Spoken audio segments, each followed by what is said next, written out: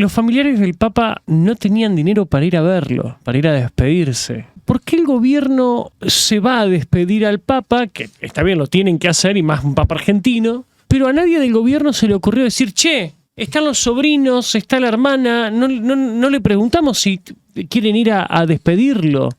Y lo primero que se desesperaron fue para llevarlo a Dorni, así Dorni tenía la foto con el cadáver, se suma electoralmente, y la familia fue de viaje porque gracias a la generosidad, y hay que decirlo a esto de Novarecio, que le consiguió los pasajes.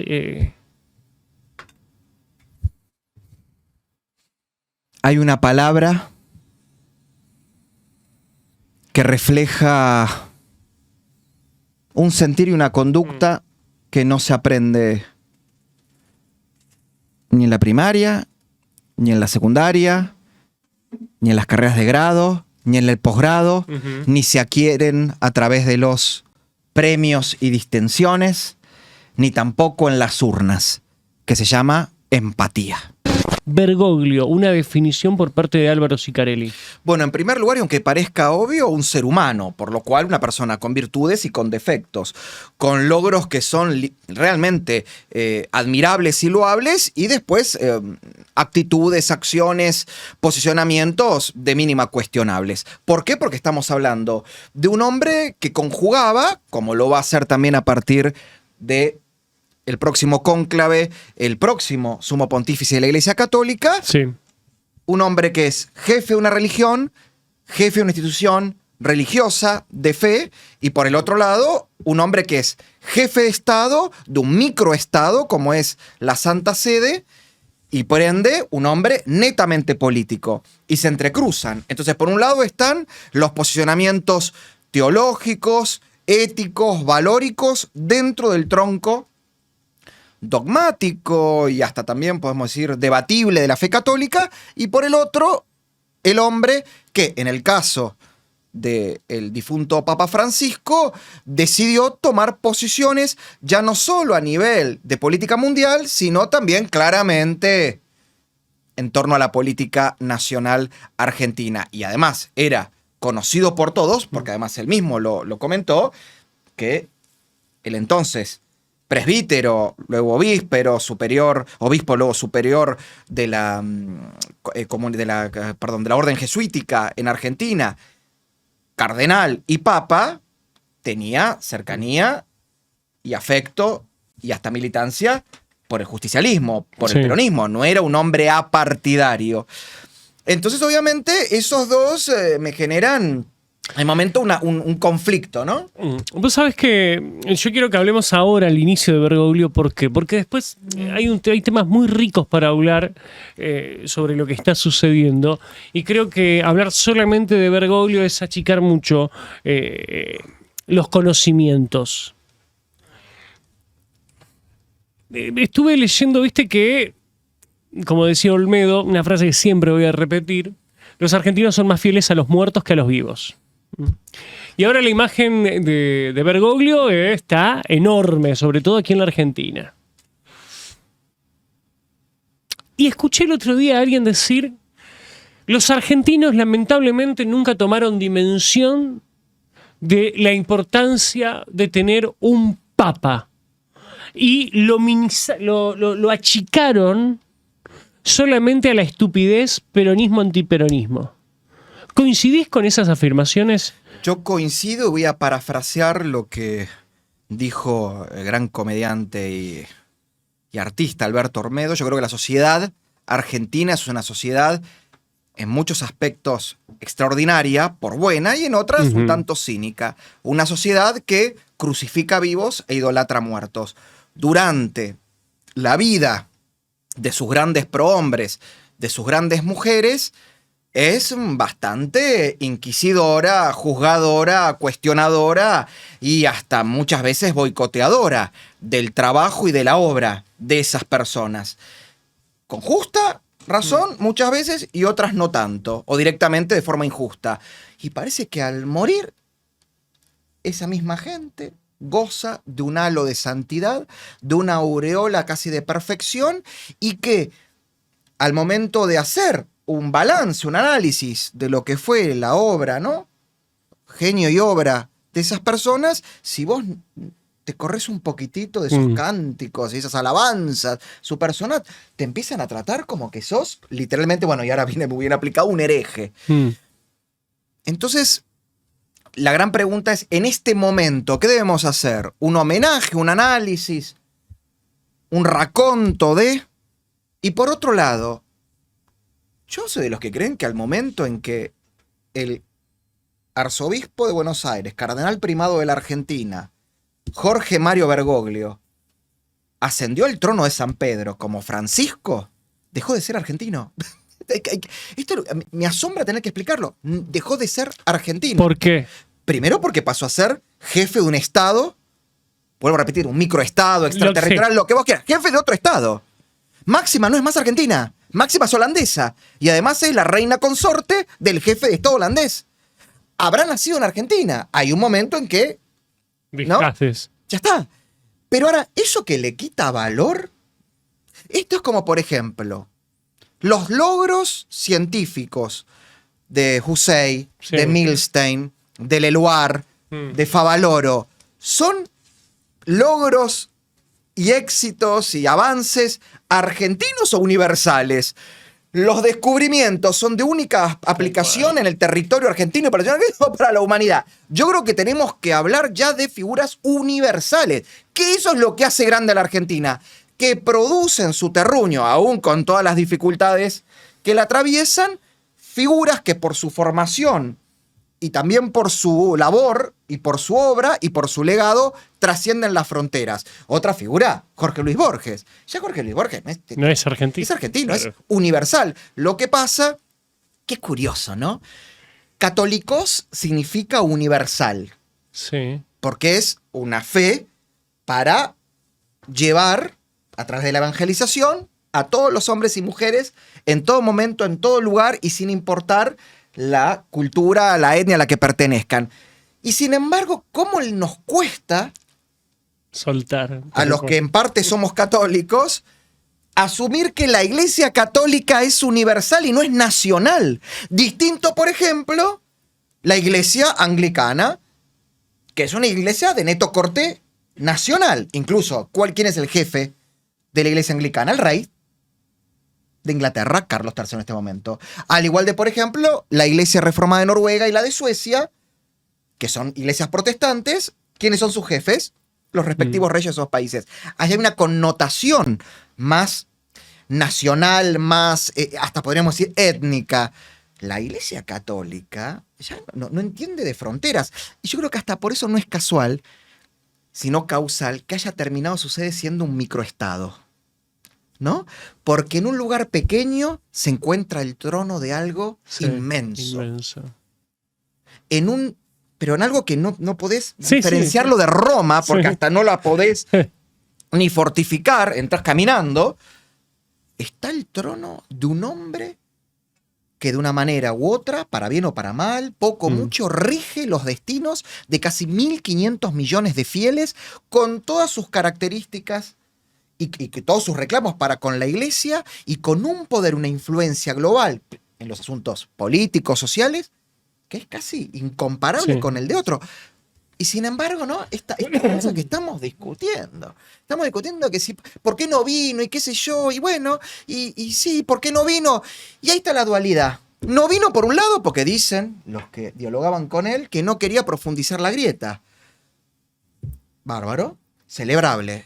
Pero sin embargo, en Roma, cuando otorgaba las audiencias privadas, era muy notorio que unas audiencias le generaban simpatía y algarabía, te diría, y otras ponía una cara de ojete, como por ejemplo el presidente Mauricio Macri, que vos decís, pero este tipo, ¿qué le hizo? Y sin embargo, cuando recibía a la CGT, a los gobernadores del PJ, incluso esa foto con Milagros Sala, que a mí... Sí.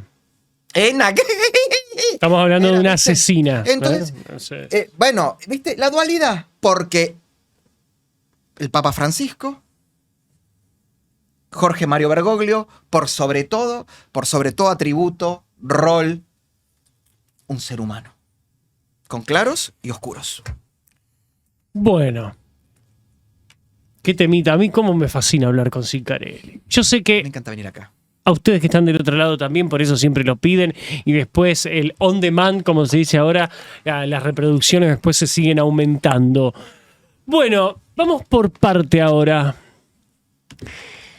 En este momento no hay papa. No hay papa. ¿Cómo sería en este caso? Que estamos en un limbo, digamos. En este momento estamos en un interregnum, para utilizar un término latín, que es entre reyes, sería entre reinos. Ajá. El interregnum, que es conocido como la Apostolican Sede Vacans o sede vacante, que es el periodo que va entre la oficialización, cuando se oficializa la muerte del sumo pontífice y es elegido el nuevo y entronizado por parte del colegio cardenalicio luego de realizado el cónclave. Comúnmente este periodo no debe durar más de un mes. Y obviamente, claro, un mes parece poco, pero no deja de ser, como dijimos, la administración de la Iglesia Universal, una institución religiosa a escala mundial, con representación y fieles en casi todo el orbe. Y por otro lado, un microestado, que aunque micro, muy poderoso y que tiene una vida diaria. Qué impresionante. Cuando uno se pone a ver detalladamente... Claro, no puedes creer. Es una locura. Bueno, vamos a lo principal. ¿Cómo se certifica la muerte del Papa? Bueno, a mí me gustaría contarte más que cómo se certifica. Primero ahora te diría, bueno, ahí está la imagen que yo elegí, que hasta el papado de Juan XXIII, o sea, del papado de Juan XXIII, década del 60, hasta, se entiende que esta práctica habrá estado vigente, la práctica que vamos a comentar ahora, estuvo vigente 8 siglos, o sea, para que tenga más dimensión. Sí. Cuando el Papa fallece, varios de los altos prelados, lo que se conoce la casa pontificia, ¿no? Los que rodean al Papa, rodean el lecho papal, y uno de ellos, muchas veces el camarlengo, que después vamos a explicar qué es el cardenal camarlengo, se acercaba hacia el cuerpo ya, ¿no? Fallecido del pontífice, y a la par que con un pequeño martillito de plata golpeaba en la frente al Papa, repetía 3 veces el nombre de pila al oído del fallecido para ver si había una reacción, ¿no? Si cumplido esos 3 golpecitos y esos 3 llamados al difunto, se demostraba ya con el apoyo de un médico papal que el susodicho estaba muerto, ahí el mismo camerlengo decía una frase que era "Vere papam mortus est. Apostolican sede vacans", que significa verdaderamente el Papa ha muerto, la sede apostólica está vacante. Y ahí comienza la sede vacante. Y el camerlengo, el cardenal camerlengo, que ahí justo estaban preguntando en el chat, es el cardenal Kevin Farrell, que tenemos una imagen también del cardenal para ir mostrando. 02, ahí está. Durante la sede vacante, bueno, antes de la sede vacante es algo así como un administrador general de los asuntos diarios del Vaticano. No, es un administrador general. A partir de la sede vacante, y al momento en que no hay papa, solo 3 funcionarios quedan formalmente, ¿no?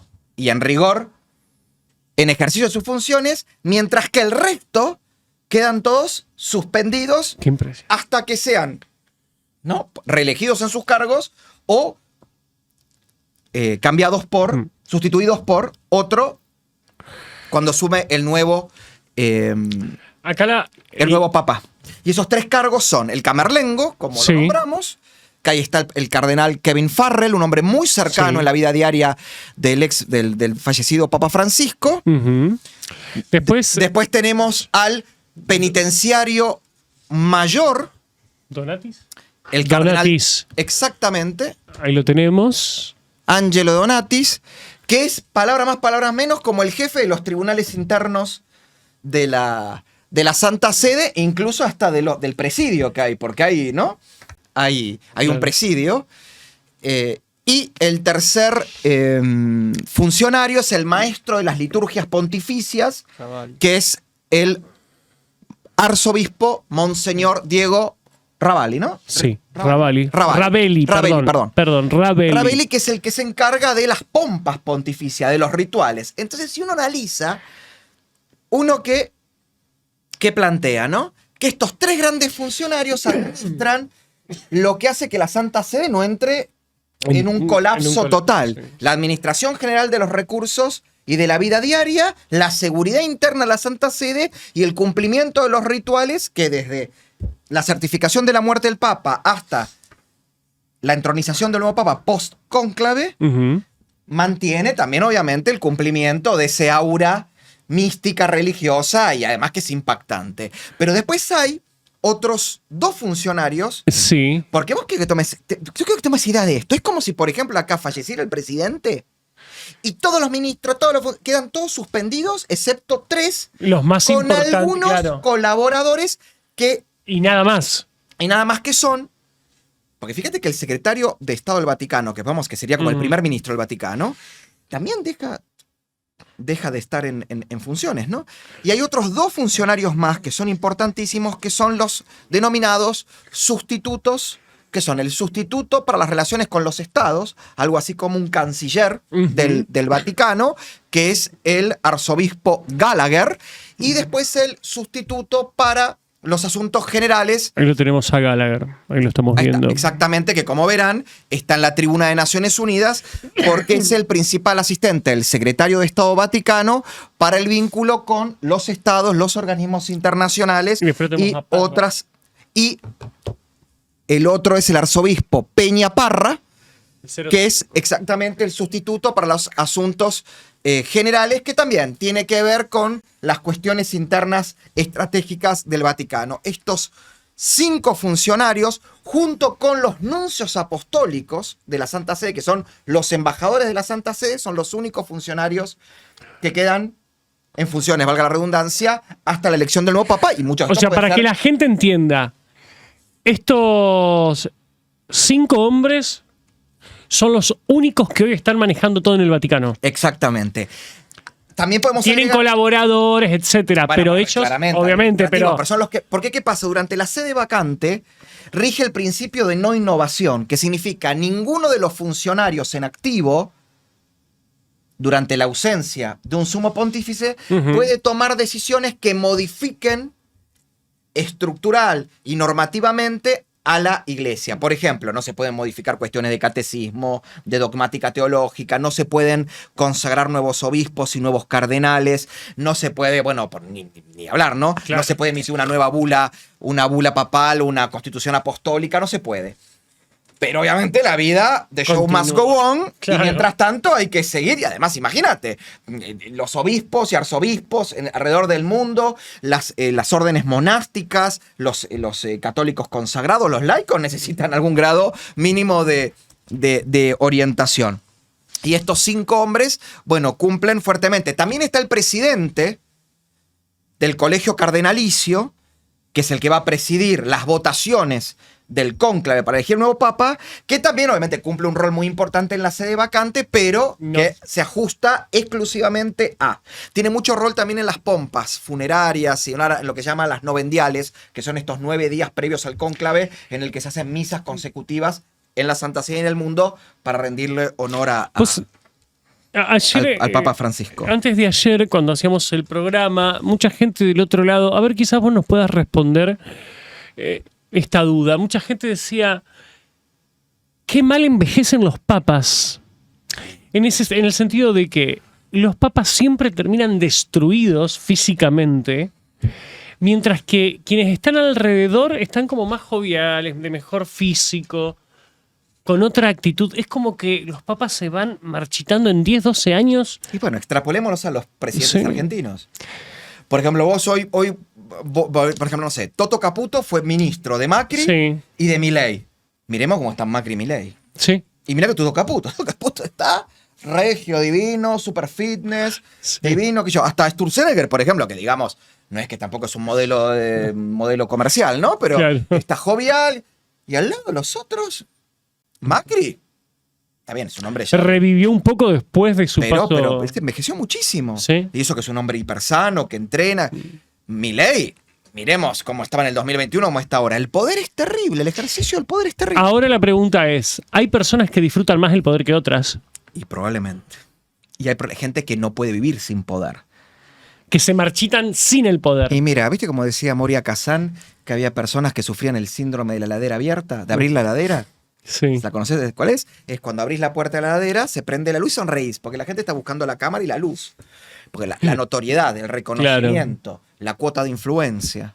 Entonces, bueno, es difícil. Yo te digo que, viste, siempre que me están diciendo tenés que ser esto, tenés que ser lo otro, viste, Sí, la gente obvio. siempre agradecido con la gente de ese tal cual. reconocimiento de mi persona, pero a veces me pongo a reflexionar y digo, pará, ¿y el costo de esto? 4 o 8 años de legislador nacional, pienso, 4 o 8 años de ministro, 4 o 8 años si tuviera el infortunio de llegar a ser presidente. ¿Qué cedes? ¿Qué ganás? ¿Y cuánto cedes? Y dentro que cedes, vínculos humanos, salud, integridad psicoemotiva. Cosas que no sé si todos los políticos en algún momento se sientan y lo Y reflexionan. lo reflexiones. Y en el caso de un papa, ¿vos qué crees? Que Ya, debe ser... Mamita. Ya No sé pasa si, por... sí, no sé si que hablemos cuando entonces para hablar, Sí. porque es parte del cónclave, ¿no? Bueno, y pasemos a eso. El cónclave. ¿Qué es el cónclave?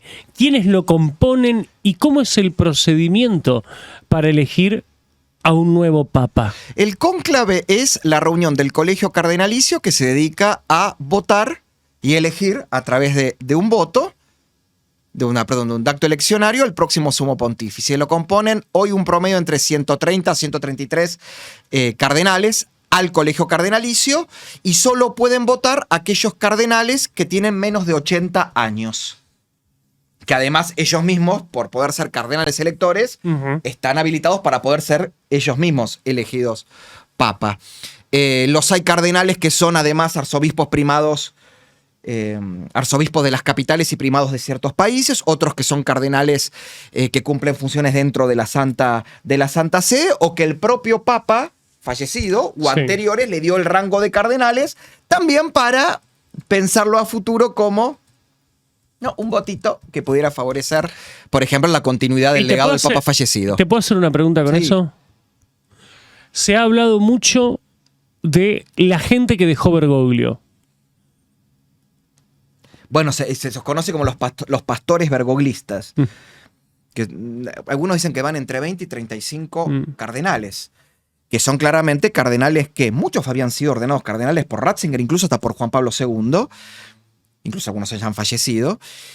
Perdón, para ponerlo en contexto, cuando hay mucho católico que estuvo en contra de muchas reformas de Bergoglio y piden una iglesia Más tradicional. más tradicional, que no le abra tanto las puertas al wokismo, etcétera, se dice, bueno, espero que en esta votación, pero salta uno y dice, no, pará, mirá que Bergoglio dejó muchos alumnos. Como dijo Juan Pablo, como dijo Ratzinger.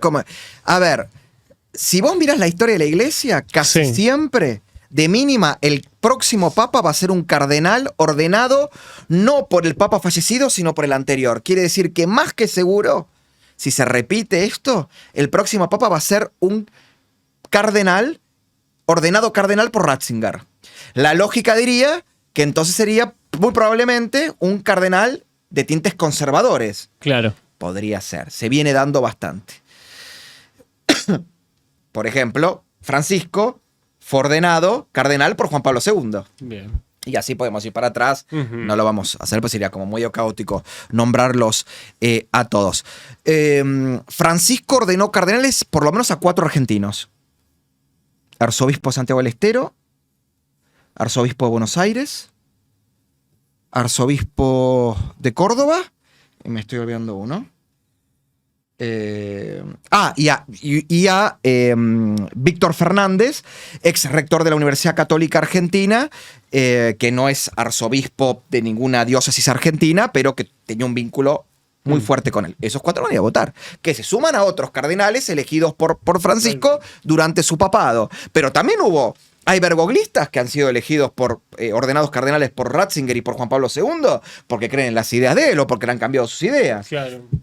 Después, ¿cómo va a ser? Bueno, en un momento, luego de un oficio religioso, todo el colegio cardenalicio, guiados por el decano del colegio, que es el cardenal Giovanni Battista Re, ingresan a la famosa y llamada la Capella Sistina. Qué hermoso. La Capella Sistina que están viendo ahí, que es el antiguo oratorio papal.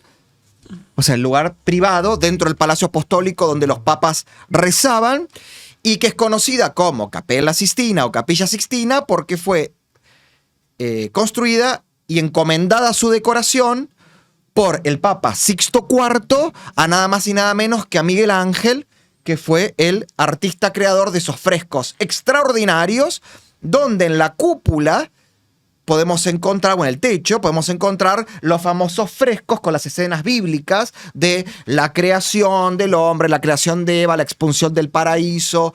Bueno, grandes, impactantes, ¿no? Y en el frente donde se encuentra el altar, esa escena extraordinaria del juicio final. Entonces vos imaginate estos 130, 133 cardenales de todas nacionalidades, de todas culturas, de todo tipo de formación, reuniéndose para elegir al próximo jefe de la Iglesia Universal, mirando esos frescos donde hay imágenes que son impactantes, ¿no? Lo que da un mensaje que, señores, no están ingresando acá para pelotudear ni para elegir al voleo, están para tomar una decisión absolutamente trascendental.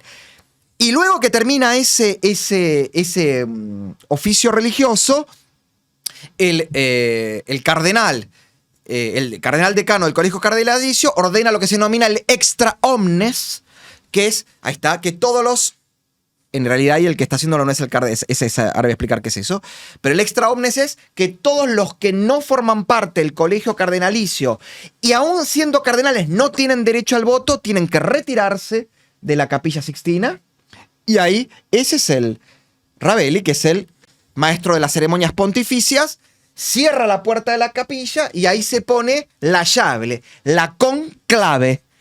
Se cierra y hasta que no sucedan durante ese día las 4 votaciones, 2 por la mañana, 2 por las tardes, los cardenales no pueden retirarse de la capilla y lo que se espera es que se lea una votación donde por 2/3 de los votos emitidos sea elegido el Papa. Como claramente no viene sucediendo esto, se van, ¿no?, transcurriendo votaciones y cuando finaliza el día los cardenales se retiran y van al Domo Santa Marta a almorzar, cenar y a descansar y a reflexionar y ahí está la rosca.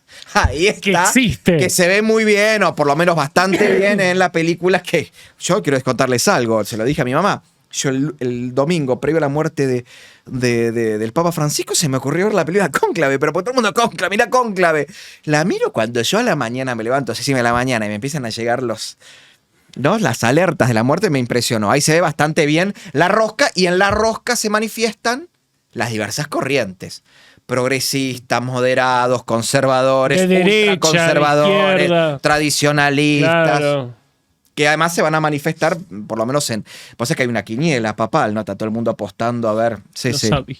Hasta el algoritmo está mucho con eso para ver quiénes son los que tienen más posibilidades de ser papas, ¿no? Se decía, y quiero que me lo expliques porque no entiendo por qué muchos medios de comunicación se enfocaban tanto en este cónclave va a ser completamente cerrado más que anteriores, se va a cuidar muchísimo eso. No sé. Sí, es verdad que como creo que pasó en la elección yo te diría, en la elección de Juan XXIII, la elección de Juan Pablo II y la elección de Francisco, que heredaban a papas, a Ratzinger. O sea, Juan XXIII, Juan Pablo II, Ratzinger, Juan Pablo XXIII, Juan Pablo I. El sucesor fue Juan Pablo I, Juan XXIII. Juan Pablo I, Juan Pablo II y Ratzinger, que fueron papas que dejaron, ¿no? Venían perdón, estoy expresándome mal, discúlpenme, me quise quiero expresarme correctamente lo que quiero decir. Tras la muerte de Juan XXIII y la muerte de Juan Pablo II, que fueron dos papas que dejaron un legado Que marcaron a fuego. a la iglesia, uno con el Concilio Vaticano II y el otro con un papado de casi 30 años donde tuvo un rol global impresionante, sus sucesores obviamente venían a cargar después con una mochila, claro. ¿no? Y un legado entre pesado y muy importante. Yo creo que estamos más o menos, aunque con un papado muy corto, un papa que ha dejado una impronta muy marcada. Si eso implica tomar todas las medidas habidas y por haber para que no haya fugas de información del conclave, Claro, me parece que es lógico. Bueno, sigamos. Vamos a los preferidos. Se ha hablado tanto en las redes sociales y en los medios Preferiti. ¿Cómo sería? Los preferiti. Bueno, los preferidos para suceder a Bergoglio, Ponchame al la foto. Papa Francisco en el trono de San Pedro. Y ellos son, vamos con el primero. Luis Antonio Tagle, arzobispo de Manila, ex arzobispo de Manila y cardenal primado de Filipinas. Bien. Un hombre que, aunque progresista, más moderado que Francisco y al que se le reconoce como una característica bastante positiva para poder ser elegido papa, su carisma, su cercanía con la gente y sus muchos años de trabajo pastoral. Sería, si fuera elegido, el primer papa de Asia-Oceanía. Vamos con el otro. Erdo. Peter Erdo, Erdo.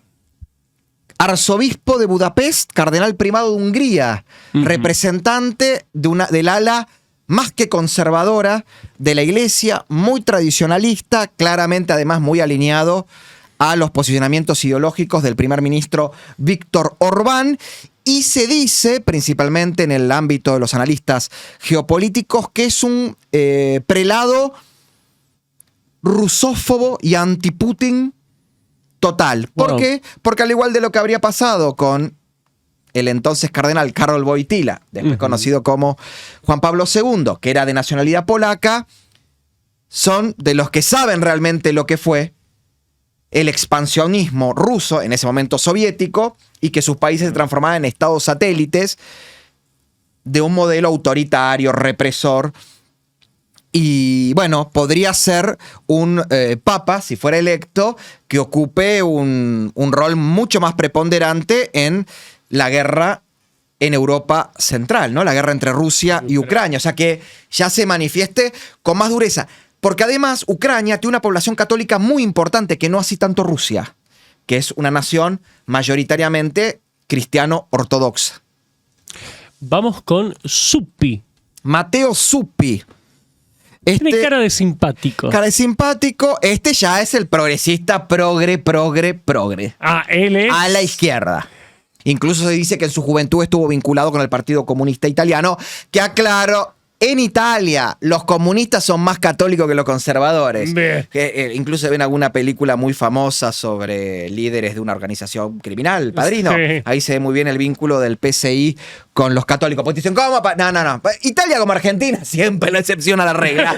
Entonces, no se confundan. Y creo que dicen que fue hasta confesor de Enrico Berlinguer, que fue líder del Partido Comunista Italiano, un reformador del comunismo italiano. Progresista, se dice que es el cardenal con el que más dialogaba el Papa Francisco en torno a la agenda social, a las cuestiones de dogmática católica que son controvertidas: aborto, eutanasia, comunión para los divorciados, consagración de las mujeres, abolición del celibato, cuestiones que tienen que ver también con la administración general de los recursos de la iglesia. Dicen que sus posturas tan progresistas lo alejan de las posibilidades de contar con el voto de los moderados, y ni hablemos de los conservadores. Vamos con Parolin. Mi favorito, perdón, yo no lo quería decir, pero es el que yo quiero que sea. Parolin. Y no lo digo por una cuestión Tiene religiosa. cara de sino muy buen porque tipo. Este juega la mancha con los aviones. El cardenal Pietro Parolin. A ver, contame de Parolin. El ex secretario de Estado Vaticano, palabra más, palabra menos, el segundo al mando del Vaticano, primer ministro del Vaticano, ideólogo de la política exterior vaticana, un hombre que dedicó el 90% de su vida sacerdotal a las cuestiones relativas a la curia romana, que es la curia romana, la estructura administrativa de la Iglesia Católica, y un hombre que se codeó durante todo el papado de Francisco, pero también previamente con otros roles, con los principales líderes mundiales, y se lo reconoce como un moderado que no ve con malos ojos muchas de las reformas de apertura de Francisco, pero que entiende que piano se va lontano, ¿no? Hay que ir un poquito más calmo, y que quiere que la Iglesia tenga posiciones más firmes y más claras en torno a los temas de la política mundial. Nada de que cuando dije digo, Diego, ¿viste? No se termina de entender bien qué quiere decir. No, ya viste. A ver, tanto por la propia Iglesia Católica como por la Santa Sede como Estado. Señores, ante Ucrania, esta es la posición bien clarita. El tema de los inmigrantes en Europa. El tema de los inmigrantes, el tema de la guerra en Medio Oriente, el tema de... clarita. Marco, claro. El tema de los inmigrantes es una cuestión de política mundial, pero también es una cuestión de agenda social. Ahí se entrecruza. Pero hay otras cuestiones fundamentales. Por ejemplo, Venezuela. Claro. Bien puntual.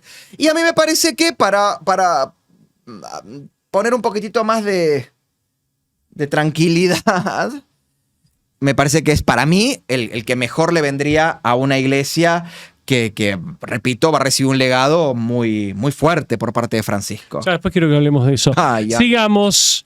El favorito de muchos ha puesto todo al negro. Wesley Snipes. Sara. Me van a reputear con eso. Sara. Bueno.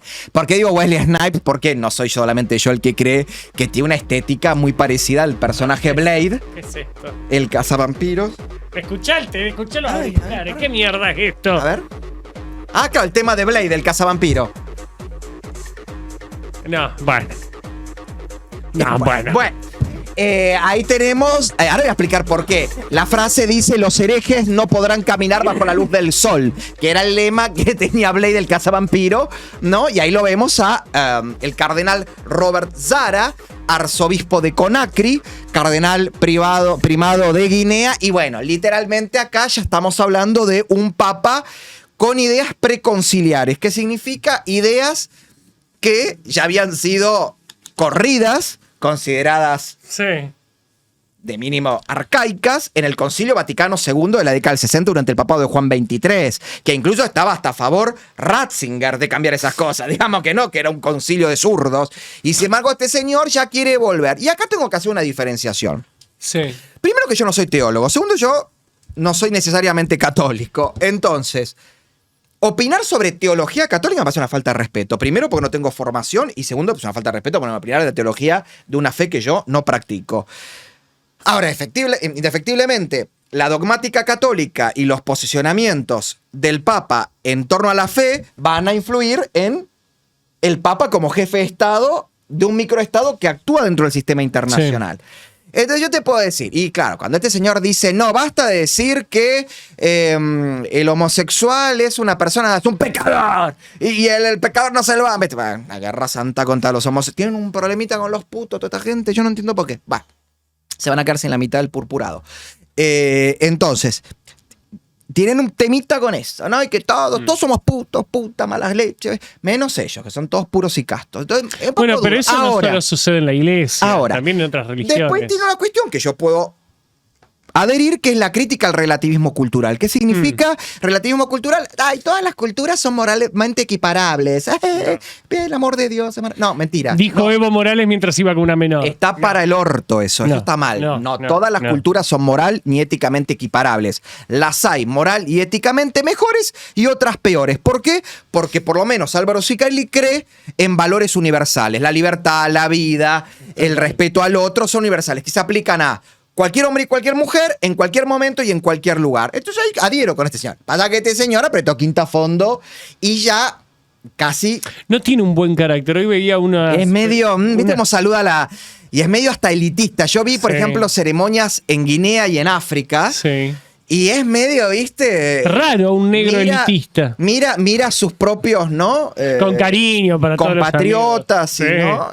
No, hoy yo estaba viendo una transmisión en vivo de TV1 España. Y justo pasó él. Y la periodista pensó que él iba a ser simpático como Francisco. No. Siguió caminando, se dio vuelta, la rebajó con la mirada Y siguió.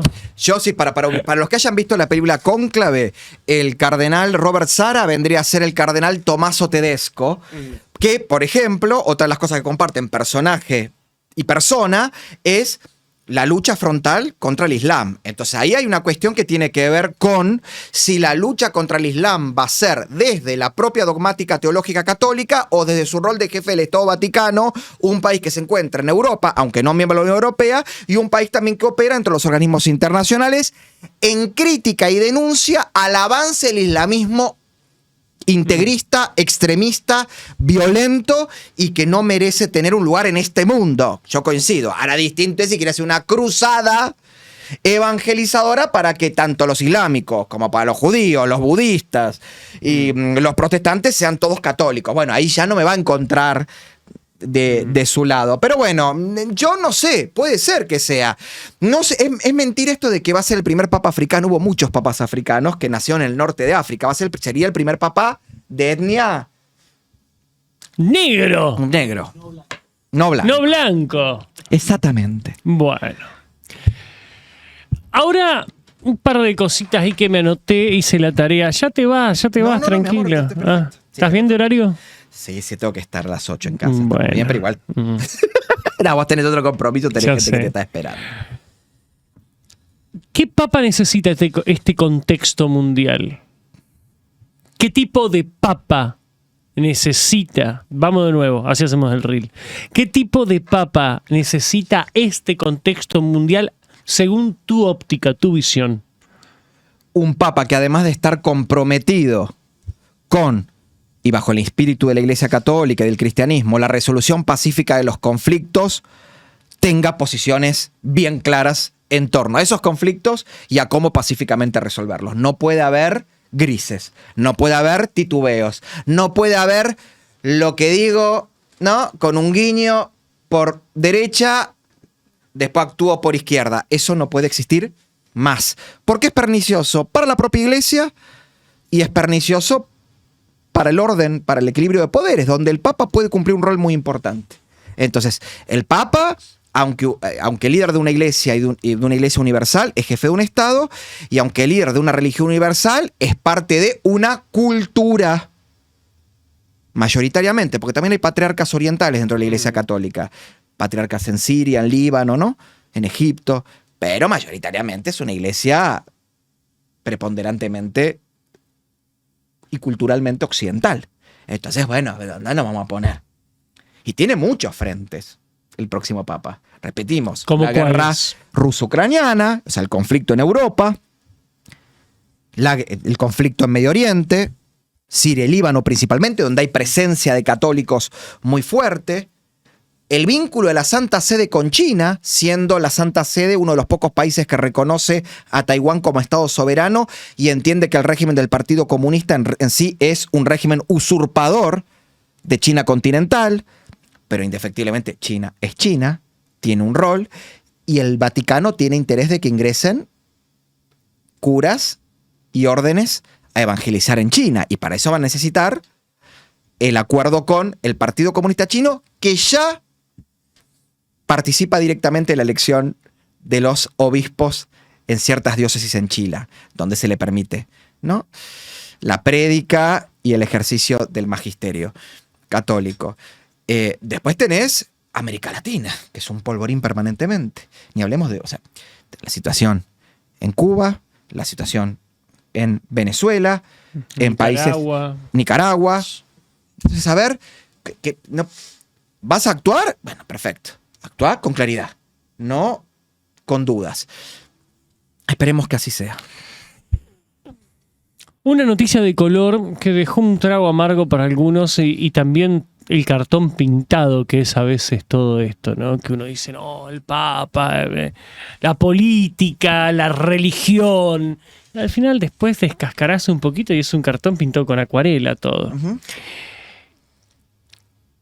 Los familiares del Papa no tenían dinero para ir a verlo, para ir a despedirse. Y me llama la atención, y te lo pregunto a vos, como analista político, analista internacional, y además sabés mucho cómo se maneja en el plano internacional un gobierno. ¿por qué el gobierno se va a despedir al Papa? Que está bien, lo tienen que hacer, y más un Papa argentino, pero a nadie del gobierno se le ocurrió decir, che, están los sobrinos, está la hermana, no le preguntamos si quieren ir a despedirlo. Y lo primero que se desesperaron fue para llevarlo a Dorni, así Dorni tenía la foto con el cadáver, así le suma electoralmente, y la familia fue de viaje porque gracias a la generosidad, y hay que decirlo a esto de Novarecio, que le consiguió los pasajes. Hay una palabra que refleja un sentir y una conducta que no se aprende ni en la primaria, ni en la secundaria, ni en las carreras de grado, ni en el posgrado, ni se adquieren a través de los premios y distinciones, ni tampoco en las urnas, que se llama empatía. Muy bien, hasta aquí. Álvaro Sicarelli. Álvaro, muchísimas gracias. Ha sido un placer. Gracias.